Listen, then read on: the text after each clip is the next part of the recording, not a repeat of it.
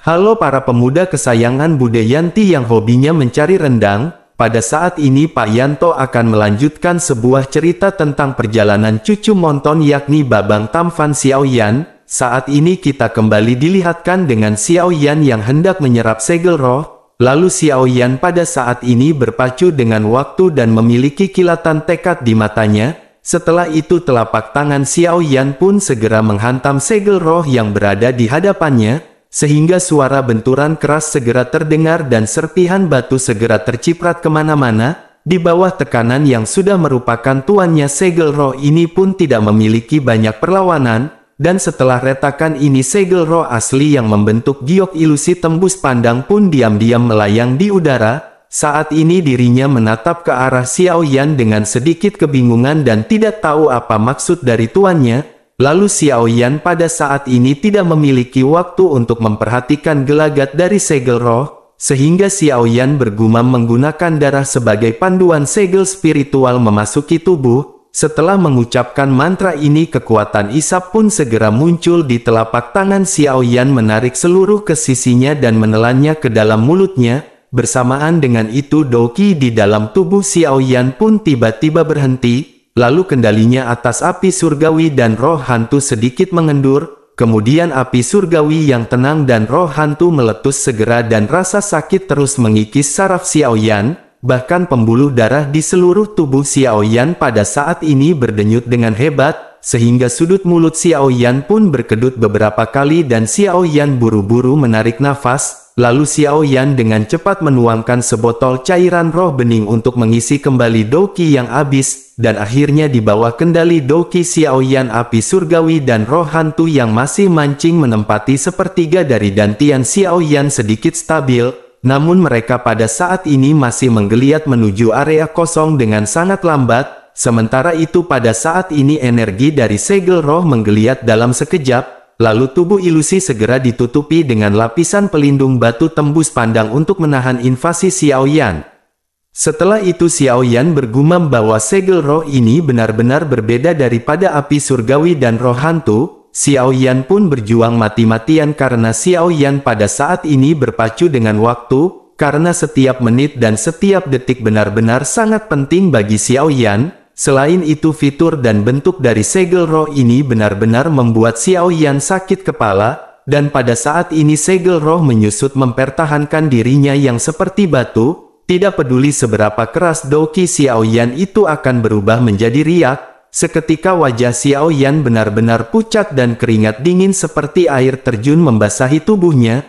Lalu Xiaoyan berpikir mungkinkah dirinya yang bernama Xiaoyan akan mati secara tidak adil karena pertahanan cangkang kura-kura ini. Dengan segel roh yang seperti telur bundar Doqi pun berubah lebih cepat dan lebih cepat. Lalu akhirnya Doqi yang terjalin membentuk angin puyuh kecil. Bersamaan dengan itu terjadi menyelesaikan dengan pelindung batu ilusi dari segel roh. Saat ini suara mendesis yang keras pun segera terdengar dan suara itu menjadi semakin tajam. Kemudian suara yang keras tersebut pun menusuk gendang telinga Xiaoyan terus-menerus. Akan tetapi pada saat ini lapisan batu dari segel roh menjadi semakin tipis. Lalu Xiaoyan pun menyipitkan matanya sedikit dan bergumam, menurut kemajuan ini diperkirakan lapisan batu telah haus. Selain itu api surgawi dan roh hantu pada saat ini yang telah menembus seluruh meridian belum dapat diserap. Xiaoyan pun terus berjuang di tengah-tengah perlawanan dari segel roh ini.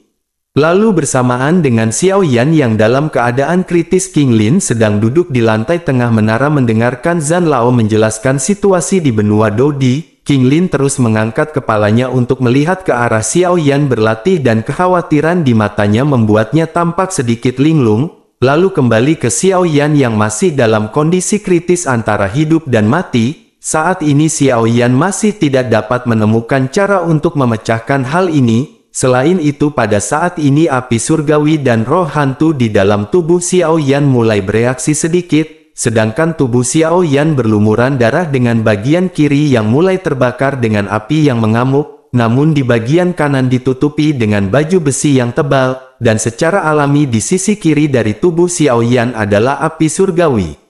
Sementara itu di sisi kanan tubuh Xiaoyan pada saat ini roh hantu melakukan perlawanan. lalu ketika api surgawi dan roh hantu ini menembus meridian kosong dari jalur misterius, garis hitam samar mulai melonjak. Kemudian garis hitam ini memperlihatkan otot-otot merah dan lembut, lalu darah segera mengalir keluar berubah menjadi garis darah. Tentu saja pemotongan dan pemisahan energi yang kuat ini benar-benar menyebabkan tubuh Xiaoyan seperti terkoyak dari tengah, dan jika sepertiga meridian yang kosong ini diisi dengan api surgawi dan roh hantu, mungkin inilah saatnya tubuh Xiaoyan terbagi menjadi dua. Xiaoyan pun segera menyadari bahwa memang ada kelainan dari teknik ini, lalu Xiaoyan pada saat ini benar-benar tidak berdaya dan bertanya di dalam hatinya, apakah tiga benda aneh ini akan membunuh Xiaoyan? Kemudian seiring berjalannya waktu, sisi kiri tubuh Xiaoyan terbakar dan sisi kanan tubuh Xiaoyan sedingin es, dan hal ini membuat kesadaran Xiaoyan benar-benar sedikit kabur. Kemudian Xiaoyan pun mengangkat kepalanya sedikit dan tatapannya tampak menembus jauh ke atas. Lalu Xiaoyan melihat tiga sosok, yakni Kaisar Iblis King Haoran, Kaisar Iblis Monster, dan Kaisar Iblis Manusia.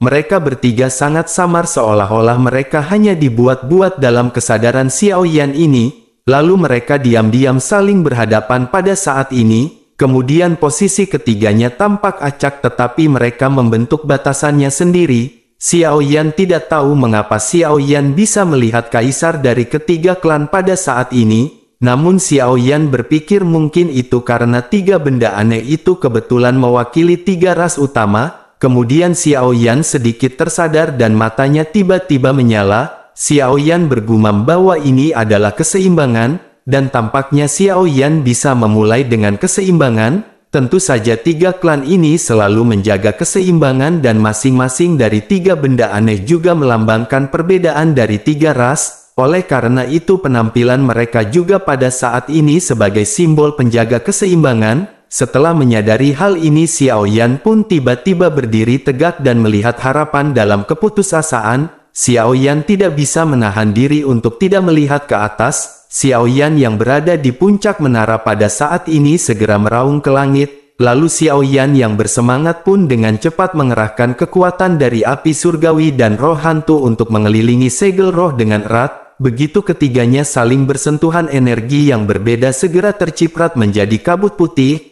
Lalu energi segera mengimprat kemana-mana dan mengalir ke segala arah. Bahkan energi ini merobek meridian Xiaoyan dan rasa sakit yang parah membuat seluruh tubuh Xiaoyan berkedut. Lalu Xiaoyan pun menahan rasa sakit yang parah ini dengan sentuhan tekad di wajahnya sambil menggertakkan giginya. Xiaoyan pun mengerahkan api surgawi dan roh hantu dan menggunakan prinsip gaya sentripetal untuk memutar segel roh. Bersama dengan itu terjadi sebuah keseimbangan antara tiga benda aneh ini. Xiaoyan pun mempercepat sirkulasi api surgawi dan roh hantu dan memoles pelindung batu dari segel roh. Pada saat ini tubuh Xiaoyan berada di persimpangan antara tiga benda aneh yang membentuk lingkaran misterius. Lalu di sisi lingkaran ini ada nyala api yang membumbung ke langit seperti naga api yang melayang. Lalu karena benturan api dan arus dingin membuat kabut pun segera naik dan segel roh pada saat ini samar-samar tersingkat. Tentu saja adegan ini benar-benar sangat mirip dengan diagram Tai Chi di dunia Xiaoyan sebelumnya. Melihat hal ini, Xiaoyan pun bergumam di dalam hatinya, mungkinkah ketiga keajaiban itu adalah esensi sejati dari esensi langit dan bumi? Apakah jika ketiga benda ini disatukan merupakan asal-usul dari langit dan bumi? Tidak lama setelah itu tempat di mana api surgawi dan roh hantu bertemu segera diubah oleh energi yin yang. Lalu energi ini pun dengan cepat memudar dan segel roh seketika gemetaran. Saat ini segel roh berusaha untuk berjuang tetapi menggabungkan kekuatan dua benda aneh. Karena bagaimana mungkin satu segel roh dapat bersaing? Namun segel roh pun menjadi semakin transparan dan segera mengungkapkan tubuh aslinya. Lalu sosoknya seperti bayi yang baru lahir dengan daya pikat yang tidak ada habisnya. Melihat hal ini, Xiaoyan pun segera menghela nafas lega. Dan tanpa basa-basi lagi, Xiaoyan segera menekan kegembiraan di dalam hatinya dan menahan nafas. Xiaoyan pun segera menyerap segel roh yang telah kehilangan perlindungan baju zirahnya. Tentu saja segel roh yang tanpa perlindungan baju besi ini benar-benar jauh lebih mudah diserap daripada api surgawi dan roh hantu. Kemudian akhirnya setelah beberapa saat Xiao Yan pun telah menyelesaikan penyerapan dari segel roh, lalu Xiao Yan pun menghela nafas dan bergumam bahwa hal berikutnya adalah proses melahap. Xiao Yan pun segera berkonsentrasi dan mulai melakukan proses pelahapan ini. Xiao Yan menahan rasa sakit di dinding membran yang diseret oleh kekuatan api surgawi dan roh hantu. Lalu Xiao Yan segera membawa segel roh ini ke dalam dantiannya dan ingin bergabung dengan tubuhnya, namun seolah-olah merasakan adanya bahaya, sehingga membuat energi dari segel roh yang baru saja diserap ke dalam tubuh Xiao Yan berfluktuasi dengan gila-gilaan, lalu jejak aliran energi segera terpancar dari segel roh dan berebut masuk ke dalam tubuh Xiao Yan. Lalu Xiao Yan bergumam bahwa api surgawi dan roh hantu menolak Xiao Yan untuk menyerap energi mereka ketika mereka melahapnya.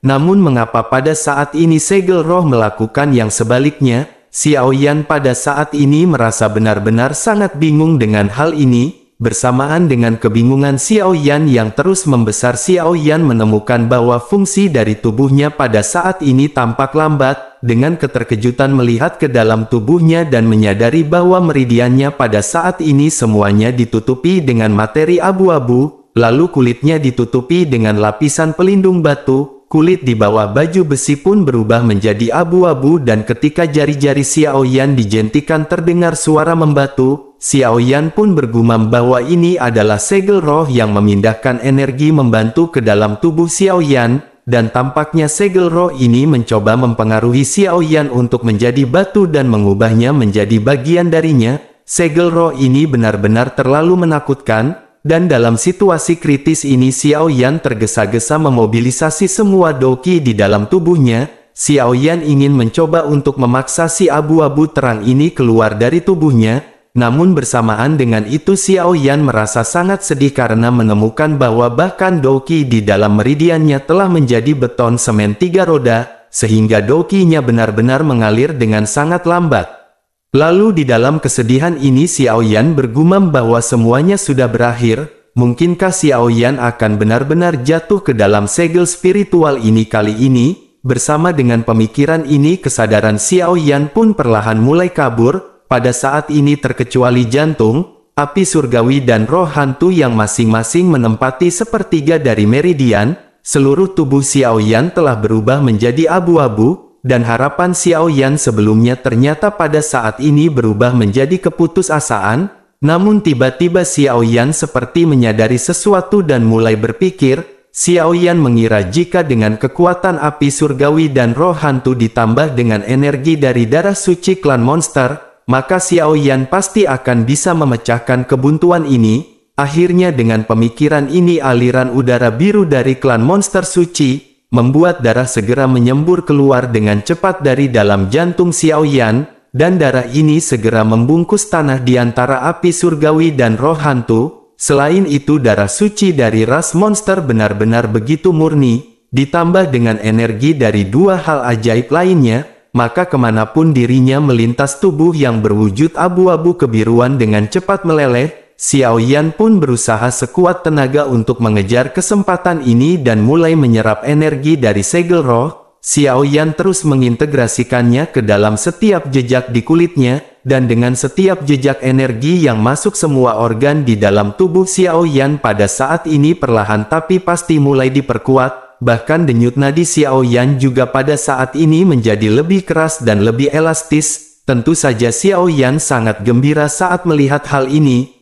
Lalu Xiao Yan segera melihat ke arah dantiannya yang terbungkus oleh segel roh dengan doqi. Kemudian Xiao Yan pun melakukan pemurnian terakhir dengan darah suci ras monster sebagai panduan. Xiao Yan pun menghela nafas dan segera menenangkan dirinya dan menunggu saat dirinya berhasil melahap segel roh. Lalu setelah waktu yang tidak diketahui pada akhirnya segel roh pun berhasil diserap sepenuhnya. Kemudian mata Xiao Yan tiba-tiba terbuka dan sinar cahaya di pupil gelap segera menyala seperti kilat. Lalu setiap sel di dalam tubuh Xiao Yan pada saat ini melompat dengan gembira. Xiao Yan pun berdiri dan meskipun sisi tubuh kiri Xiao Yan merah seperti api namun sisi kanan tertutup salju. Selain itu pada saat ini kulit bagian bawah Xiao Yan sedikit bersinar dengan energi aneh abu-abu kebiruan. Lalu tulang-tulang di dalam tubuh Xiao Yan juga pada saat ini tampak seperti terlahir kembali. Xiao Yan pun segera melesatkan pukulannya dan seketika Xiao Yan benar-benar terkejut, karena energi dari pukulan ini benar-benar sangat kuat dan Xiao Yan segera menghela nafas lega. Lalu wajah Xiao Yan dipenuhi dengan kegembiraan ketika Xiao Yan bergumam, sungguh kekuatan tubuh yang kuat. Tidak heran garis keturunan klan monster benar-benar sangat bagus dalam pertahanan. Pada saat ini Xiao Yan benar-benar lega karena telah meninggalkan sisa hidupnya setelah bencana. Setelah itu Xiao Yan pun membaca informasi yang dirinya dapatkan setelah menyerap segel roh. Xiao Yan membaca bahwa ini adalah segel roh pelanggar hukum. Diceritakan ada sebuah batu di pusat bumi bernama Breaking Demon yang sangat langka. Lalu energi yang tersimpan di dalamnya telah bertahan selama ribuan tahun. Selain itu hal ini dapat lahir dengan kebijaksanaan secara kebetulan yang mana dapat mencerminkan sebagian dari kekuatan jiwa. Membaca hal ini Xiao Yan benar-benar sangat gembira karena Xiao Yan tidak menyangka bahwa segel roh ini tidak hanya memiliki efek untuk meningkatkan kebugaran, namun dirinya juga memiliki pertahanan fisik dan juga kemampuan untuk mencerminkan kekuatan spiritual. Lalu yang paling membuat Xiao Yan terkejut adalah kata-kata mencerminkan kekuatan spiritual, karena hal ini berarti kekuatan spiritual musuh akan dipantulkan kembali kepada dirinya, lalu semakin kuat serangan dari musuh semakin kuat serangan baliknya, dan hal ini benar-benar sangat keren karena serangan balik semacam ini benar-benar sulit untuk dilawan dalam pertarungan hidup dan mati, sehingga momen ini mungkin menjadi kunci untuk membalikkan keadaan. Lalu Xiao Yan pun menghela nafas dan bergumam, dengan kemampuan khusus ini di masa depan maka serangan spiritual Xiao Yan akan memiliki banyak peluang untuk menang. Xiao Yan benar-benar sangat bahagia namun di tengah-tengah kebahagiaan ini Xiao Yan menemukan hal lain yang membuatnya sangat bersemangat. Xiao Yan menemukan bahwa setelah dirinya melahap segel roh ini Doqi pada pertengahan bintang 4 Dou dimulai mengendur. Lalu Doqi mulai mengalir ke seluruh tubuh dari Dantian dan ini benar-benar berlipat ganda.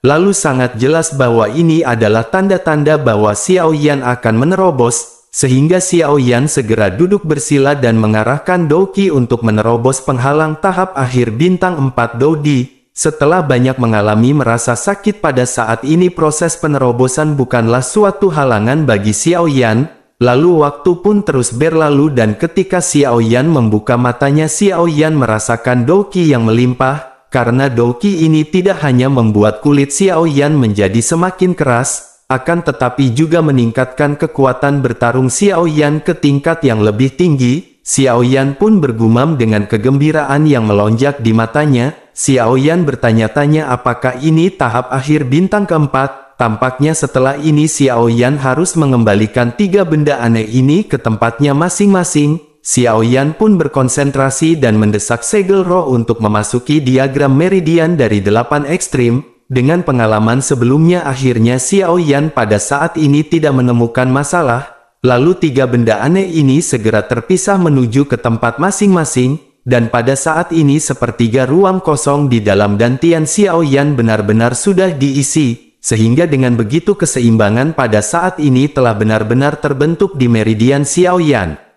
Lalu tidak lama setelah itu energi di tubuh Xiao Yan meledak dengan energi yang belum pernah terjadi sebelumnya. Bahkan ledakan energi ini benar-benar sangat indah seolah-olah seperti mampu menelan dunia. Seketika Xiao Yan pun menyadari bahwa teknik dari 8 tiang surgawi atau 8 ekstrim pada saat ini telah melaju ke tahap kedua. Xiao Yan benar-benar merasa senang karena metode kultivasi Xiao Yan telah dinaikkan ke tingkat yang lebih tinggi. Setelah itu Xiao Yan pun berpikir, apakah 3 keajaiban ini masih ada setelah proses menerobos? Xiao Yan pun segera melihat ke dalam untuk menemukan keberadaan dari api surgawi, roh hantu dan segel roh. Xiao Yan pun terkejut dengan keringat yang berada di dahinya ketika Xiao Yan menyadari, karena ketiga keajaiban itu sepertinya telah menghilang. Xiao Yan berpikir apakah hilangnya ketiga ajaiban ini digunakan untuk ditukar dengan kemajuan dari 8 ekstrim. Xiao Yan benar-benar tidak tahu apakah hal ini merupakan kerugian ataukah keuntungan. Lalu suasana hati Xiao Yan pun pada saat ini mulai terasa cemas. Xiaoyan berpikir mungkinkah itu telah dilebur ke meridian Xiaoyan. Kemudian Xiaoyan mencari banyak spekulasi, namun pada saat ini Xiaoyan tidak menemukan hasil. Namun pada saat ini Xiaoyan menyadari bahwa rute di dalam meridiannya mempertahankan warna masing-masing dari 3 benda aneh. Lalu mata cemas Xiaoyan pun segera mengikuti sirkulasi meridian kegantiannya lagi. Xiaoyan bertanya apakah yang telah terjadi saat ini. Xiaoyan kali ini tertegun untuk beberapa saat ketika menatap dinding bagian dalam dantiannya sebelum akhirnya Xiaoyan menyadari sesuatu. Xiaoyan melihat simbol dari api surgawi, roh hantu dan segel roh yang dicap di dinding bagian dalam dantiannya. Di atas simbol ini 3 ilusi tanda benda aneh mengambang dengan tenang. Pada saat ini seolah-olah mereka telah bergabung dengan Xiaoyan. Lalu sebuah batu besar pun segera diletakkan di dalam hati Xiaoyan. Setelah menyadari hal ini Xiaoyan pun bergumam, untungnya benda aneh ini masih ada. Xiaoyan pun segera menenangkan pikirannya sebelum akhirnya Xiaoyan segera menuruni tangga. Saat ini Xiaoyan berjalan turun berniat untuk mengejutkan Zhan Lao dan King Lin. Kemudian ketika sampai pada saat ini Zhan Lao yang telah menunggu lama memiliki senyum puas di wajah mereka. Lalu mata King Lin yang indah telah menangkap senyum yang tidak dapat disembunyikan di wajah Xiaoyan pada saat ini. Melihat Xiaoyan yang muncul Zhan Lao pun segera bertanya, apakah Xiaoyan berhasil? Di sisi lain King Lin segera bertanya apakah kakak Xiaoyan baik-baik saja. Dua sapaan yang berbeda ini segera jatuh di telinga Xiaoyan dan Xiaoyan merasa sangat hangat di hatinya. Xiaoyan pun tersenyum sebelum akhirnya berkata, dirinya telah memenuhi harapan yang tinggi. Xiaoyan akhirnya telah berhasil memajukan seni di dalam tubuhnya. Xiaoyan mengalami beberapa resiko kecil namun King Er tidak perlu khawatir. King Lin pun tersenyum dengan penuh kebahagiaan ketika menatap ke arah Xiaoyan. Sementara itu Zhan Lao pada saat ini meminta Xiaoyan untuk menceritakan tentang proses kemajuan Xiaoyan. Lalu Xiaoyan pun mengangguk sebelum akhirnya perlahan segera menceritakan seluruh prosesnya. Setelah mendengar proses yang begitu pahit dan diambang kematian, mata dari King Lin pada saat ini sedikit ketakutan. Kemudian tangan kecilnya tanpa sadar menggenggam pakaian Xiaoyan dan berkata, sungguh sangat beruntung kakak Xiaoyan bisa selamat kali ini, karena jika tidak maka King Lin tidak tahu harus berbuat apa. Di sisi lain mendengar cerita dari Xiaoyan ini Zhan Lao pun segera berkata bahwa Xiaoyan benar-benar beruntung kali ini. Menanggapi hal itu Xiaoyan pun tersenyum dan menghela nafas lega. Setelah itu Xiaoyan pun teringat sesuatu dan mulai berbicara kepada Zhan Lao. Xiaoyan berkata bahwa dirinya memiliki pertanyaan untuk ditanyakan kepada Zhan Lao. Xiaoyan bertanya bahwa pada saat ini di diagram meridian Xiaoyan masing-masing dari 3 hal aneh telah menempati sepertiganya. Xiaoyan ingin bertanya mengapa mereka tidak bisa diintegrasikan menjadi satu. Mendengar pertanyaan dari Xiaoyan ini Zhan Lao pun merenung sejenak sebelum akhirnya mulai menjelaskan. Xiaoyan menggunakan 3 benda aneh ini untuk membatasi keseimbangan dalam meridian yang sedang berjalan untuk meningkatkan kekuatan. Hal itu memang benar-benar cerdik karena Xiaoyan bisa maju tanpa penggabungan. Zhan Lao berpikir tampaknya teknik ini benar-benar tidak sesederhana itu. Pada saat ini Zhan Lao memiliki 2 alasan yang bisa dirinya kemukakan. Yang pertama adalah bahwa ketiga hal aneh itu mewakili semacam esensi asli dari langit dan bumi. Oleh karena itu karena atribut ketiganya berbeda satu sama lain, maka mereka tidak dapat diintegrasikan sama sekali. Sementara itu yang kedua tingkat keterampilan saat ini tidak cukup tinggi, sehingga penggabungan untuk mencapai peringkat suci ini benar-benar tidak akan mudah, karena mau bagaimanapun juga latihan peringkat suci ini memiliki kemampuan yang menghancurkan bumi, bahkan persyaratannya benar-benar sangat menuntut dan sulit dibandingkan dengan yang lainnya. Namun ini hanyalah spekulasi dari Zhan Lao dan Xiaoyan harus terus berlatih untuk mencari tahu apa itu sebenarnya. Mendengar analisis dari Zhan Lao ini Xiaoyan tanpa sadar mengagumi Zhan Lao di dalam hatinya. Melihat tatapan Xiaoyan yang penuh dengan kebanggaan Zhan Lao pun segera berkata bahwa dirinya hanya menebak secara acak. Meskipun Zhan Lao tampak rendah hati namun sebenarnya dirinya pada saat ini dipenuhi dengan kepuasan. sementara itu pada saat ini Xiao Yan tersenyum dan menghela nafas dipenuhi dengan kegembiraan. Setelah itu merasa urusannya di sini selesai, Xiao Yan pun segera berbicara pada Zhan Lao. Karena King Lin sudah di sini maka dirinya akan membawa King Lin keluar untuk melihat bagaimana keadaan Xiao Mansion. Mendengar hal itu Zhan Lao pun melambaikan tangannya dan memerintahkan Xiao Yan untuk segera pergi. Selain itu ingatlah untuk menjelaskan kepada Long Yi ketika Xiao Yan bertemu dengan Long Yi agar anak kecil itu tidak merasa kesal. Xiao Yan pun mengangguk dan teringat bagaimana Long Yi diusir dari menara sebelumnya maka akan merasakan kemarahan di dalam hatinya. Di sisi lain Zhan Lao pun segera tertawa sebelum akhirnya lanjut berkata agar Xiao Yan juga harus memperkenalkan King Lin dengan baik. Xiao Yan harus bisa menemukan solusi untuk permasalahan ini dan menjelaskannya kepada mereka. Zhan Lao pun segera melambaikan lengan bajunya dan meninggalkan Xiao Yan dengan wajah yang tertekan. Xiao Yan menyadari perkataan Zhan Lao yang terakhir akan membuat permasalahan ketika Xiao Yan terpikirkan Zhen Ni dan King Mu'er. Akhirnya saat Xiao Yan hendak melangkah keluar dari menara kecil, Xiao Yan tiba-tiba berhenti di udara dan tidak bisa keluar untuk waktu yang lama. Sementara itu pada saat ini hati King Lin berdebar dan dipenuhi dengan rasa malu. Namun dirinya juga menantikan pengakuan Xiao Yan di depan semua orang. Tidak lama King Lin pun melihat ekspresi Xiao Yan yang berbeda dan segera bertanya, "Ada apakah dengan kakak Xiao Yan?" Xiao Yan pun kembali ke akal sehatnya dan berkata bahwa dirinya tidak apa-apa. Xiao Yan pun segera menoleh ke arah King Lin dan berkata bahwa Xiao Yan merasa ada beberapa hal yang harus diberitahukan kepada King Er. Tentu saja jantung King Er berdetak lebih kencang dan bertanya apakah itu. Xiao Yan pun berhenti sejenak dan mengatur kata-katanya di dalam pemikirannya. Xiao Yan pun menghela nafas dan berkata bahwa dirinya sudah memiliki istri lain di benua Dodi. Dirinya berasal dari klan Xiao yang pertama kali datang ke benua Dodi. Lalu klan Xiao telah memberi Xiao Yan banyak bantuan. Selain itu ada lagi dua teman dekat dan Xiao Yan pun menghentikan perkataannya. Setelah mencapai titik ini, Xiao Yan pada saat ini teringat semua wanita cantik yang dekat dengan Xiao Yan sang duta playboy.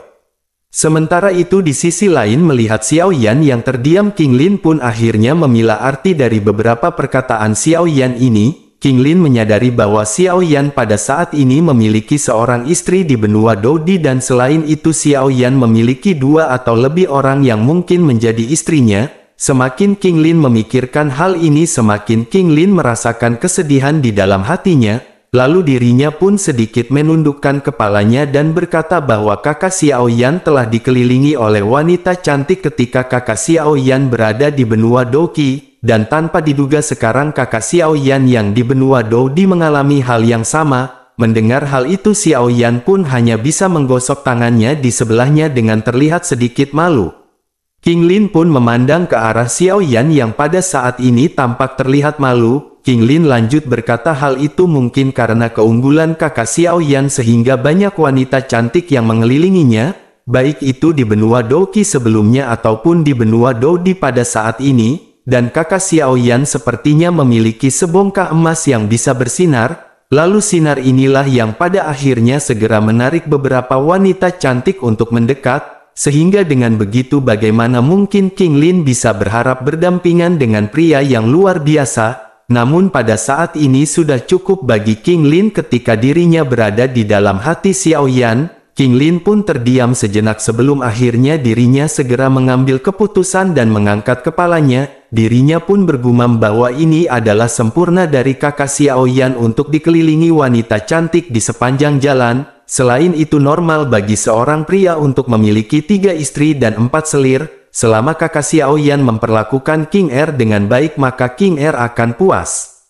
Tentu saja perkataan dari King Lin ini seketika membuat Xiao Yan merasa semakin malu namun juga senang karena boleh poligami. Xiao Yan pun menghela nafas dan berkata bahwa King Er ini benar-benar sangat baik. King Er pada saat ini tersenyum dengan tulus dan Xiao Yan tidak banyak berpikir lagi sebelum akhirnya mengajak King Lin untuk segera keluar. Xiao Yan pun segera meraih tangan King Lin dan melangkah keluar dari menara melangkah ke benua Dodi.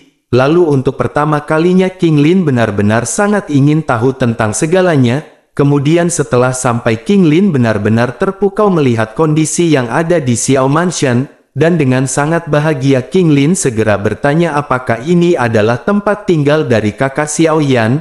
King Lin pun sedikit terpesona oleh pemandangan yang indah di sekelilingnya. Xiao Yan pun tersenyum tipis melihat kegembiraan yang melonjak di wajah King Lin.